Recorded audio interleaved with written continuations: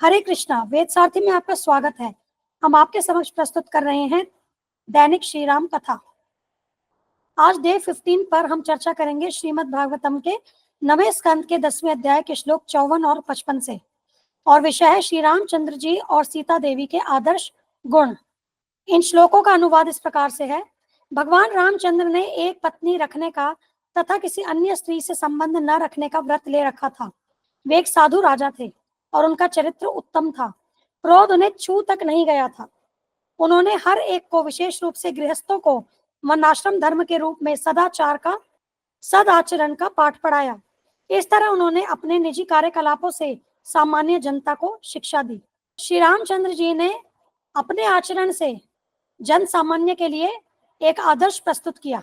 उन्होंने एक पत्नी व्रत रखा और वे एक साधु राजा थे जो अपनी प्रजा का पालन उसी प्रकार से करते थे जिस प्रकार से पिता अपने बच्चों का पालन करते हैं।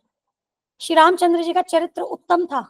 क्रोध उन्हें छू भी नहीं सकता था और उन्होंने अपने राज्य में वर्णाश्रम धर्म को लागू किया जिससे कि प्रजा सद आचरण में रह सके। सीता देवी अत्यंत विनीत, आज्ञाकारिणी, शर्मीली तथा सती थीं और सदा अपने पति के भाव को समझने वाली थीं।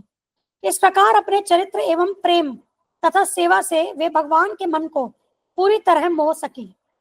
तो यहाँ सीता देवी के गुण बताए जा रहे हैं।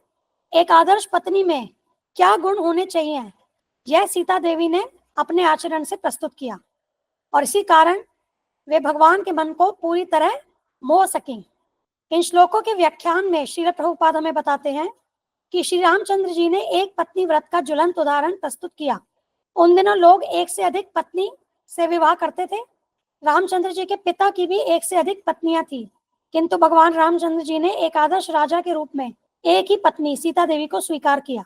जब सीता देवी को रावण हर कर ले गया, भगवान रामचंद्र चाहते तो हजारों सीता देवियों से विवाह कर सकते थे, परंतु हमें यह शिक्षा देने के लिए कि एक पति को अपनी पत्नी के प्रति किस प्रकार से निष्ठावान होना चाहिए, उन्होंने रावण से युद्ध किया और अंत में उसे मार डाला।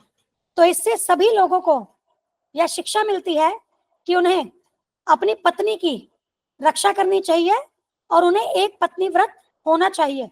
और गृहस्थों ने भगवान रामचंद्र जी के आदर्श के अनुसार अपना जीवन बिताया, वर्णाश्रम धर्म के सिद्धांतों के अनुसार जीवन व्यतीत किया।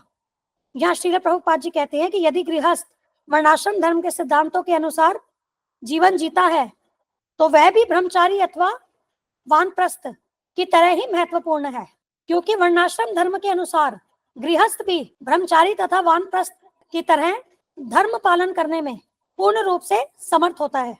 और जिस तरह भगवान राम एक आदर्श पति है, उसी प्रकार से माता सीता आदर्श पत्नी है और ऐसे संयोग से पारिवारिक जीवन अत्यंत सुखी बन जाता है।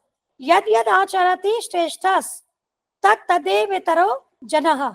महापुरुष जो भी उदाहरण प्रस्तुत करते हैं, सामान्य लोगों को उसी का अनुसरण करना चाहिए। तो यदि सभी भगवान राम तथा सीता माता की तरह आदर्श व्यवहार करने लगे तो सारा जगत स्वर्ग बन जाएगा। आगे श्रील प्रभुपाद कहते हैं कि यदि राजा, नेता तथा ब्राह्मण, शिक्षक इत्यादि जो कि सामान्य जनों का मार्गदर्शन करते हैं, यदि ये सब वैदिक साहित्य से प्राप्त उदाहरण प्रस्तुत करें तो सारा जगत स्वर्ग बन सकता है और ऐसा होने पर इस जगत से नारकीय दशाओं का नामो निशान मिट जाएगा। आज इन श्लोकों के साथ हमने श्रीमद् भागवतम के 9वें स्कंद के 10वें अध्याय को पूर्ण किया है।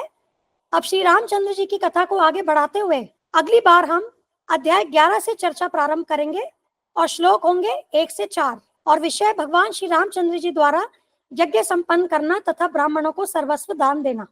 धन्यवाद। हम यह चैनल और इस पर दी गई समस्त वीडियोस हमारे गुरु महाराज श्री कृष्ण कृपा मूर्ति श्री श्रीमद अभय चरणारविंद भक्तिवेदांत स्वामी ठाकुर श्रील प्रभुपाद जी को समर्पित करते हैं। श्रील प्रभुपाद की जय। धन्यवाद। हरे कृष्णा।